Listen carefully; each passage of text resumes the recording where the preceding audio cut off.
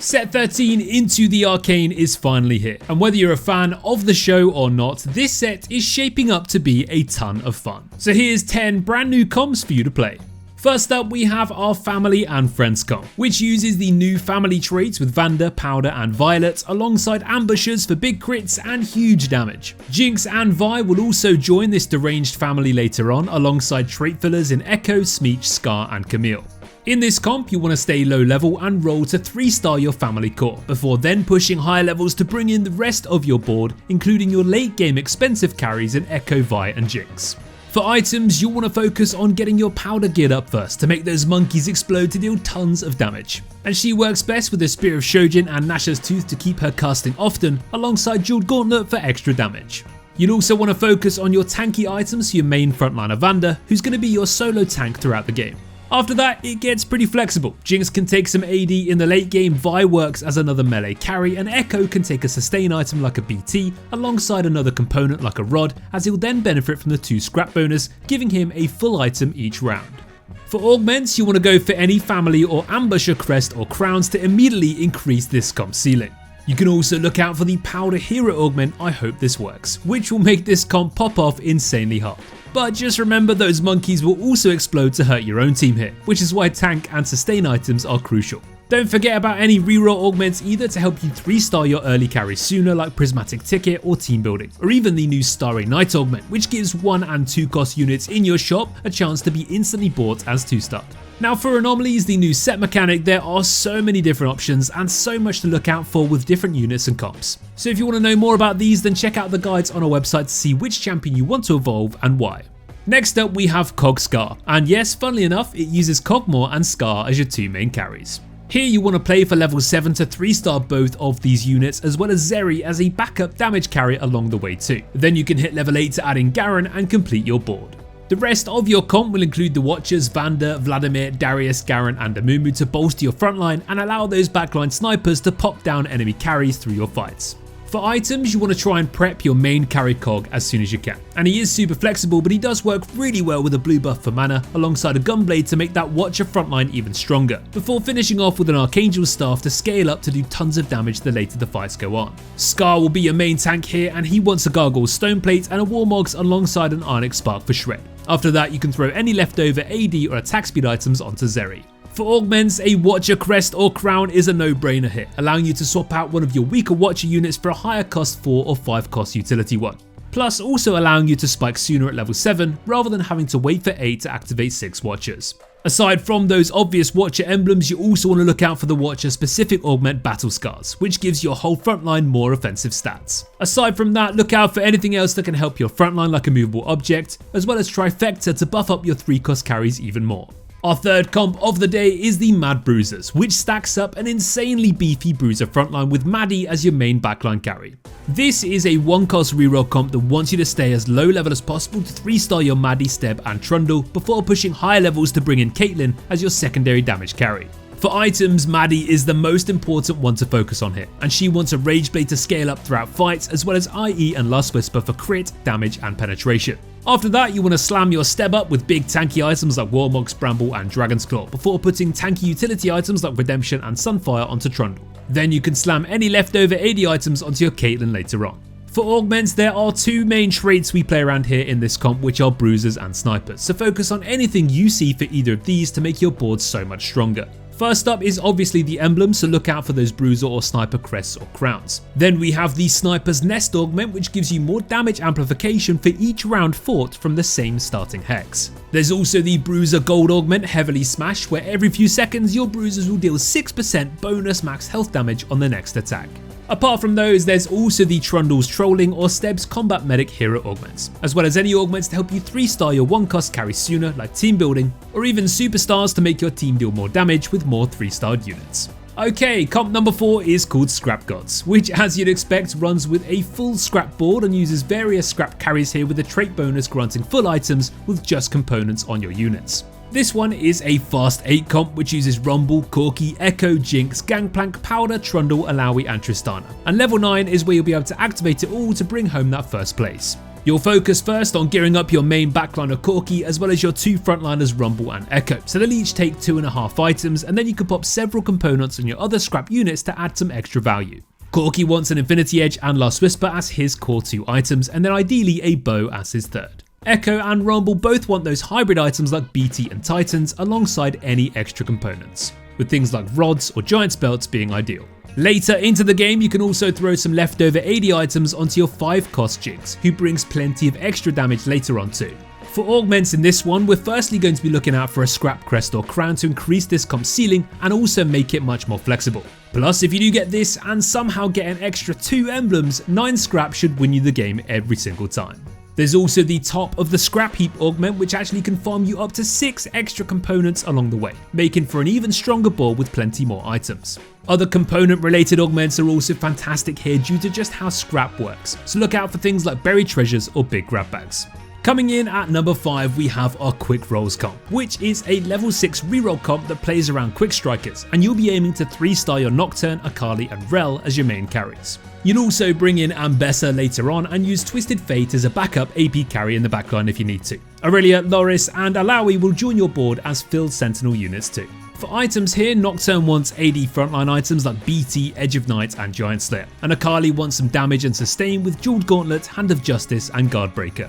Rel will take any strong tank and utility items such as Redemption, Onyx Spark and Warmog's Armor. After your 3 2-cost carries are all sorted, you can then slam leftover AP onto TF and AD or hybrid items onto Ambessa. The Adrenaline Burst augment gives all of your Quickstrikers tons of frequent attack speed steroids throughout each fight. There's also a prismatic augment called an Exalted Adventure, which gives you 3 2-cost champions, and if you 3-star 2 of them, you'll gain an orb filled with loot as well as 6 free rerolls. Before we carry on guys, just like recent sets, we're once again offering our 4-month set pass bundle, where you'll get access to all of our premium features like automatic comp recommendations, shop highlights and expert video guides for all of your favourite comps, as well as a bunch of codes to give out too. So click the link below to grab it while you can. Our next comp is called Boats and Crows, which uses Swain and Gangplank as your 2 3-cost 3-star carries. It also uses other form swappers in Jace and Elise, as well as Vi, Nami, Nunu and Rel as your trait fillers. This comp is all about level 7, as we play around 3-cost carries here, and then it's all about 3-starring those before we push to higher levels to complete our board. For items, you're going to want to get Gangplank geared up with the Spear of Shojin, Infinity Edge and Lost Whisper as soon as you can, as he can deal tons of damage from the backline. Swain, on the other hand, just wants to be as tanky as possible, so go for items like Warmogs, Redemption and Crown Guard. After that, any AP tank or hybrid items can go onto Elise, and any extra AD can go to Jace. For augments, there is a form swap specific augment called Why Not Both, where you'll instead play 2 of every form swapper unit, granting extra bonuses and huge buffs. So if you see this augment, definitely give it a go, and you can check out our alternative comp guide for this exact augment on our website too. If you don't get offered that one and are still playing this standard variation though, then the most important augment will be Trifecta, to make your 3-cost carries even more OP. Apart from that, just go for any augments to help you 3-star your carries more reliably, like Prismatic Ticket, Rigged Shop or Fire Sale. Moving on to comp number 7, which is called Team Rocket. This one is a level 6 slow roll comp which builds around a duo carry of the 2-cost units Tristana and Rel, who you'll be wanting to 3-star and itemize before pushing to levels 8 and 9 to add in some higher cost carries later on with Ambessa and Corki. These will also be joined by a bunch of trait fillers in Urgot, Ezreal, Nami, Garen and Rumble. Tristana wants those traditional AD carry backline items in i.e. Rageblade and Last Whisper, and you can send everything tanky onto your Rel. Later on though, you can bring in Ambessa and Corki as extra damage dealers with a bunch of strong flexible items here for these as well. For leftover tank items, you can just put these onto Garen or Rumble. For augments though, Rocket Collection is absolutely massive here, as it makes your Artillerist rockets deal even more damage and grants you up to 2 additional collectors. Blazing Soul is also a fantastic choice, as it gives your highest attack speed champions bonus AP and attack speed, which repeats every few seconds. Apart from that, it's a similar story to any other reroll comp with anything that can help you 3-star your carries. 3 comps are left to go now guys, and first up at number 8 we've got Command and Conquerors, which is a full Conqueror board funnily enough, which 3-stars your 1-cost carries Draven and Darius, before then pushing levels to add in your late game Noxian carries in Ambessa and Mordekaiser. You'll also bring in Swain, Vladimir, Rel and Gangplank as your trait fillers here. Now for items, it's all about those 1-cost Blood Brothers in Draven and Darius. Draven wants Infinity Edge, Rageblade and Last Whisper, and Darius wants any strong tank items like Gargoyle's Stoneplate, Warmogs and Bramble Vest. Later into the game you can also itemize Ambessa with hybrid melee items, and then any extras can go onto Mordekaiser. For augments, a Conqueror crest or crown will allow you to hit 6 Conqueror earlier and easier, and adds more flexibility into your comp. Not only that though, if you see a few spatulas along the way, you do have the chance to hit 9 Conquerors, which is absolutely broken. The Noxian Guillotine augment gives your Conquerors an execute that also provides an armor and magic resist buff for the rest of combat. So if you are locked in with this comp, this one is a must pick for sure. The Prismatic Augment Sword Overflow is also insane because it gives you 5 extra BF swords, as well as those BF swords granting extra attack speed too. Up next we have our Black Rose comp, which uses a mix of Black Rose and Dominator units to unleash a Scion who charges through enemy boards. This variation rolls with a level 7 focus, playing around the 2 3-cost carries in Cassiopeia and Blitzcrank, who you'll aim to 3-star and itemize first. You'll also use Silco, Maud and LeBlanc as late game carries, as well as extra units like Vlad, Mundo, Ziggs and Morgana. For Cassiopeia's items, you're going to want her to spam her ability as much as possible, so give her a blue buff and a Nash's Tooth alongside a GAG for more damage. Blitzcrank just wants any of those core tank items like Stoneplate, Warmogs and Dragon's Claw. After that, you can slam any leftover AP items onto Silco or LeBlanc, AD onto Mordekaiser, and extra tank ones onto Mundo. Now again, this is a comp which primarily plays around 2 different traits, Dominators and Black Rose, so definitely look out for crests or crowns which will both equally make this comp even stronger. 7 Black Rose is absolutely broken, as it will make your Scion revive when he dies to cause even more havoc, but even 5 is still really strong. If you get a Dominator emblem, this will allow you to drop your Ziggs for a higher cost value unit instead. Aside from emblems, make sure you keep an eye open for the Forbidden Magic augment, which grants your Scion permanent stats stacking out throughout the game. We'd also recommend looking out for Pandora's items, as getting enough and the right AP items in this comp is pretty essential.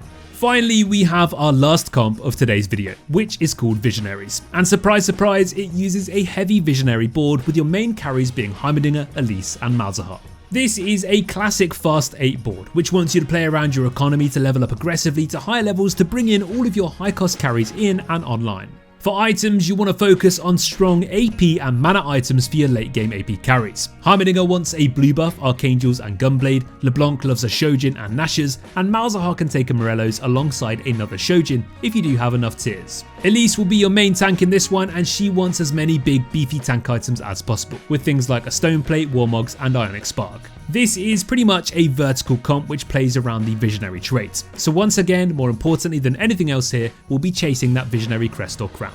If you do hit this, you can either stick at 6 Visionary and keep things more flexible, or you can add in Vex as well as the emblem to hit 8 Visionaries for the juicy extra mana and extra healing from all of your abilities too. The Visionary specific augment Voidcaller is also really strong here, as it summons Voidlings for each 220 mana spent, and these scale up with each stage. Finally, the Prismatic Wand Overflow gives you 5 needlessly large rods which also grant attack speed, so as we use a ton of AP carries here, this is also a great selection. Well, there you have it, that covers 10 brand new comps for you to try out in the new TFT set 13. Don't forget to check out the description below for links to all of these comps on our website, covering replacement options, item holders, early game boards and so much more. You can also copy these comp codes into your team builder in-game, as well as following along with our overlay. Thank you everyone for watching, and we wish you all the best of luck in this new set. GG guys, and as always, take care.